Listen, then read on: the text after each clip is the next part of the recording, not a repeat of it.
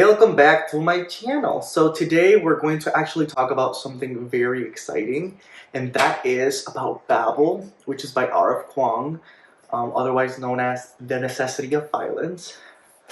Now let me just premise this, just to let you know that I'm very passionate about language. Just thinking about it, it is the moment. I'm very passionate about language, and I love what RF Kuang did throughout this book. And before further ado, let's get into it.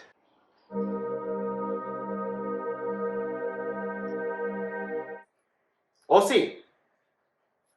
Sorry, my cat and my dog are being animals. Alright, so again, what we're going to talk about is Babel. So this is my version that was printed in the UK. I order a lot of my books from the UK just because a lot of their covers I like, and I prefer paperbacks, as you can see, and a lot of them have really good paperbacks. It's called a book depository, and usually it arrives within a week. And they have really good prices as well. And I just like this version of it. They use a very standard print for a lot of their books, so they can fit pretty much very well. This one actually goes right up here in this corner, but we're going to keep it here for references. So let's get started.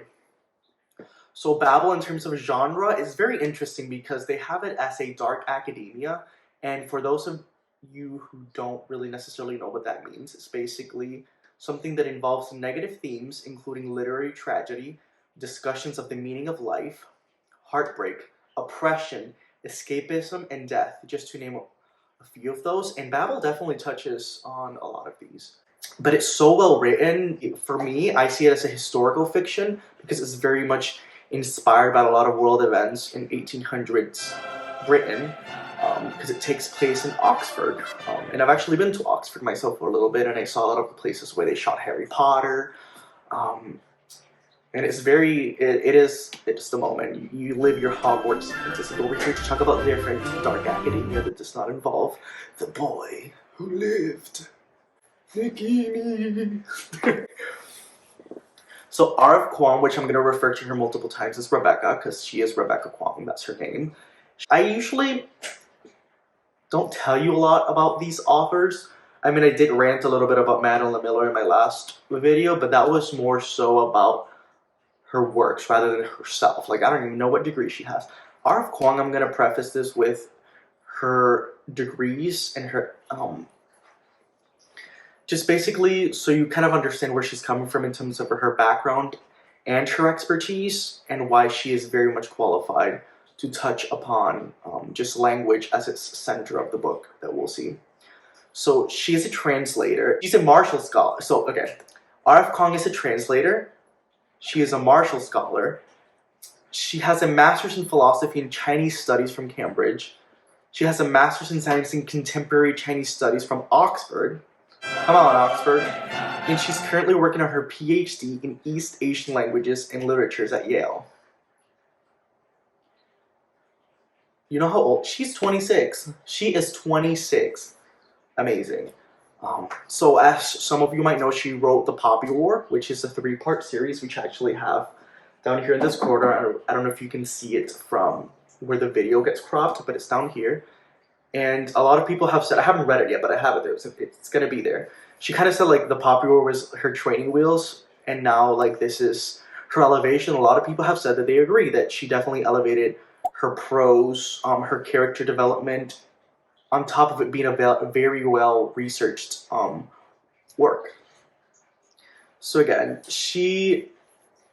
it's important to know that it's very difficult for some authors to follow up a very successful group of works such as her Poppy War trilogy, while again elevating it and keeping it original, not just riding the wave of, you know, their wave of like, I'm popular, so I'm going to keep going because I have the hype. This takes place again in 1800s Oxford, but it has some caveats because she mentioned this in her author's note at the very beginning before she even dives into the first chapter, that although this does take place, I can't speak today, although this takes place in Oxford, and it's very inspired very much by that area in Britain. It's actually the Babel, which is the Royal Institute of Translation, We'll get into like some conspiracies later on that name. It's actually like smack in the middle of Oxford, so it's kind of like, imagine, she says that, imagine it being between this and this area, because obviously it doesn't exist. It's, again, fictional, a fantasy. But she crafts the world so well that it feels real. That's why I said that it feels more like historical fiction, you know? Very inspired by a lot of that. But she also plays, and I love this, RF Kuang was getting sassy. There's alterations she does, such as like the railroad. She explains in her authors and all that.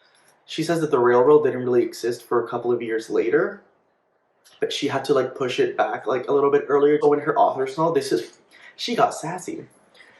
She was like, if you find any other inconsistencies, feel free to remind yourself that this is a work of fiction. I screamed because I was like, Rebecca, the level of sass. And I was here for it, obviously, because I thrive on that. I'm like a succubus, and I'm like, I'm sass, and I like reach my final form and like transcend the material back to the real world. Another thing that's very impressive about Babel is just her seamless integration of entertainment, because at the end of the day, that is what a book is. Like I've said before, we are hallucinating, vividly staring at pages with written words on it, like pieces of paper with words on it, and vividly hallucinating for hours on it, because that's what a book is, and I live. It's a very safe substance. So there's a lot of themes that Rebecca touches upon.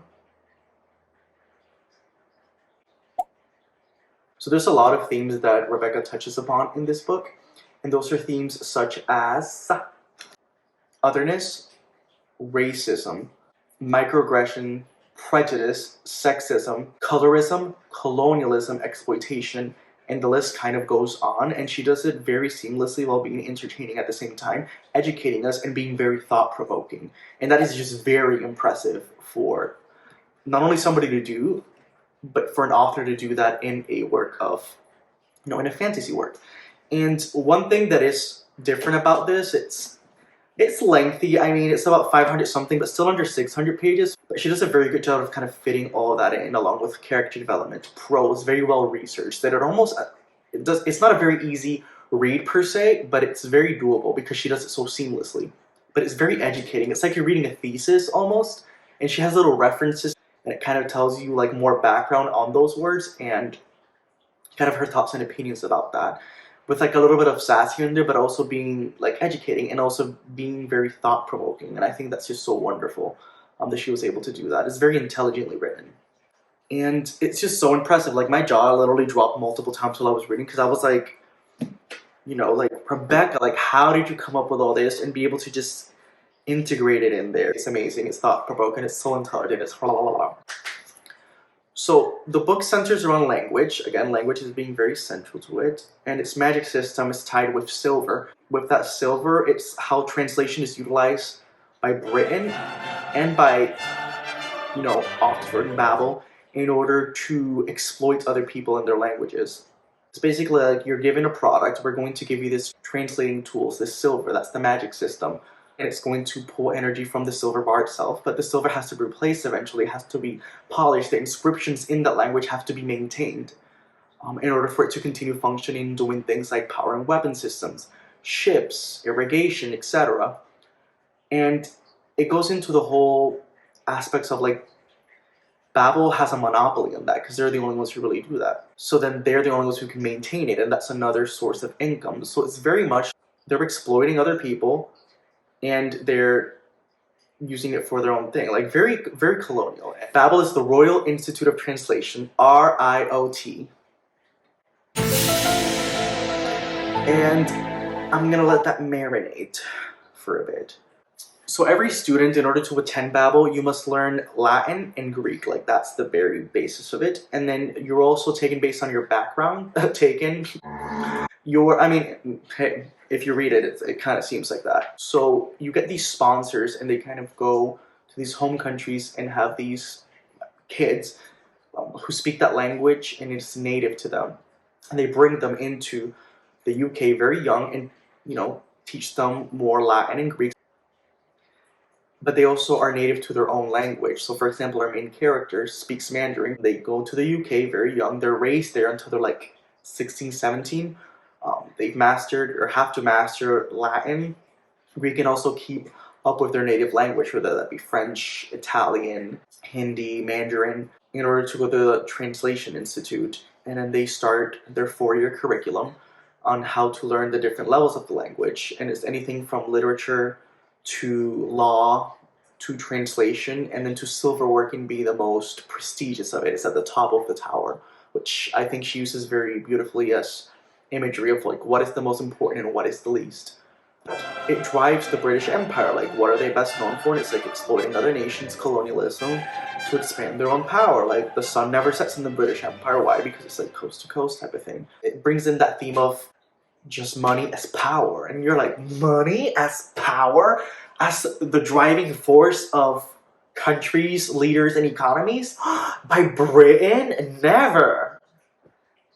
And there's a lot of themes in here that a lot of people are going to find very relatable when it comes to being born in a different country, looking a certain different way, speaking a different language, just different culture, and how that is very much tied to your native language. Think about it. Close your eyes and put yourself back in like 1800s Britain. He is a Chinese male in a very white male dominated society. So there's also female students, which are very much outnumbered because, again, very male dominated time, and also students of color as well.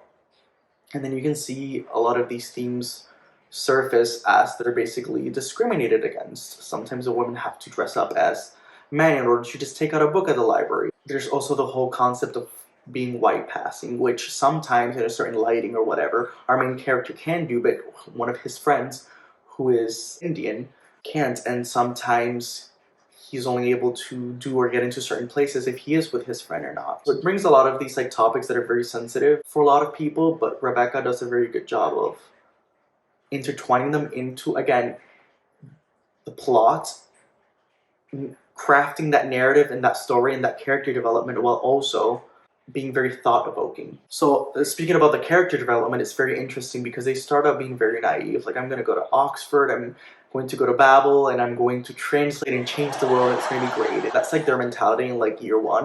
And as they progress, like year 2, year 3, year 4, especially our main character Robin, perspective very much shifts as to like, am I doing something wrong? His sponsor brought him there. He doesn't do his laundry, he's fed, he has room and board, his studies are paid for, life is good, right? To now seeing kind of the motives of the institution, which is to further expand the colonial power and grasp that Britain has on the world, on a lot of different parts of the world.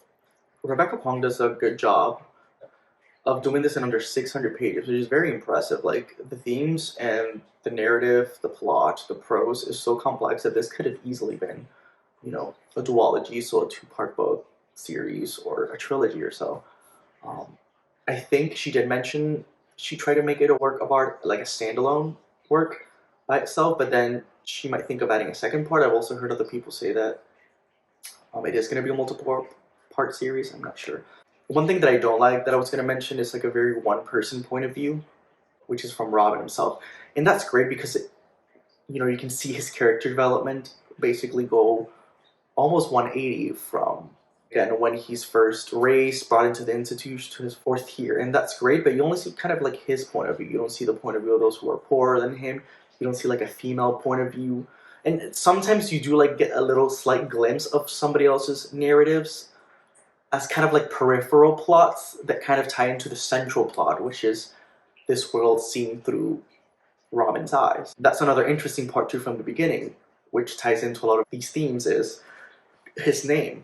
And I don't want to like spoil too much as to like how that comes like a full circle moment-ish like later on, but like his name is Robin, but his true name when he's brought into the UK from China was something in Mandarin. So when his sponsor asked him his name, and then he tells him like his Mandarin name, he's like, no, that's too complex, mama. You need to like bring it down into something that's whiter so we can like understand. And it's a lot of like, it's a very relatable topic for a lot of us who have like a name that might not be so easy to pronounce in Western societies, and we have to kind of like whitewash it. So he like finds a book in the room while being asked for by another author, and I think he chooses that name and combines it with something. So his name becomes Robin Swift rather than his actual true Mandarin name. It's too difficult for people of that Western culture to learn. And it's easier to assimilate that way, reduce potentially prejudice just based on something as primordial as your name. So it shines a light on this, and it kind of like makes you think about these things. So again, let that marinate. Overall, I think this probably was my favorite book to read this entire year.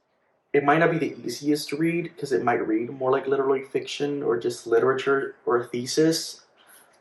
It's definitely not like a young adult where you can pump through like a 400-page book in one day. I mean, you probably could. There's people who could probably read this on one day. If I would have started early and kind of been very dedicated and had my coffee, which I forgot I brewed, it's still over there. I'm coming for you. It's probably cold by now. Iced coffee. By that time, I forgot what I was saying.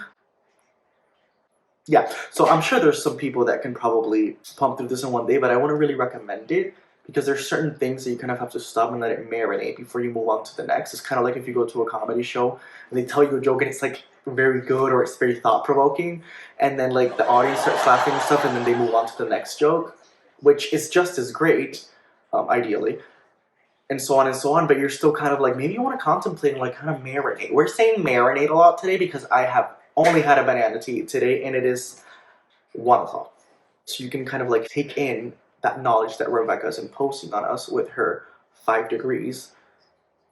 And yeah, it's just so impressive. I applaud Rebecca, bravo. If you want to read something that just kind of touches a lot of themes, but also takes you away into a different world, which is what fantasy is meant to do, but it's also relatable in the sense that not only obviously Oxford still exists nowadays, even though Babel doesn't. There's a lot of these themes which are still present nowadays, especially here in the United States, which is also why this is very important. And literally, if you go look at my Goodreads review, I didn't want to do like a full like paragraphs or like thesis review of it, just because obviously I wanted to do this video.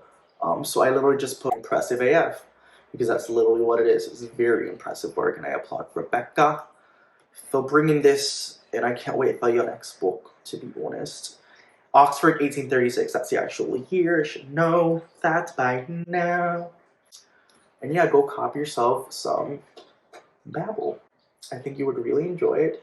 And now I realize maybe this review is more boring than my usual reviews. I say that like I've done like one other review in my channel before this at this point. But it's because, and I actually took notes on it. Usually I just kind of like talk from my brain. Or the one that I think I have. But I thought this one was just so cerebral that I had to jot down some notes because I had to say some about it. You know? Anyways, thank you for coming along this voyage, this journey, this expedition with me. Please like this video, comment if you think you'll read it or what you're most excited about picking it up. I'm going to probably link where you can get it so you can support Rebecca. It actually is now a part of the Book of the Month box, which I love. I can't wait for them to sponsor me one day. Manifesting that, and it's a subscription box. And now like Babel is one of them, which I think is so great, because I actually had to go buy this myself because I wanted to support my authors, especially RF Kuang, because I've heard so many good things. This came out in August of 2022.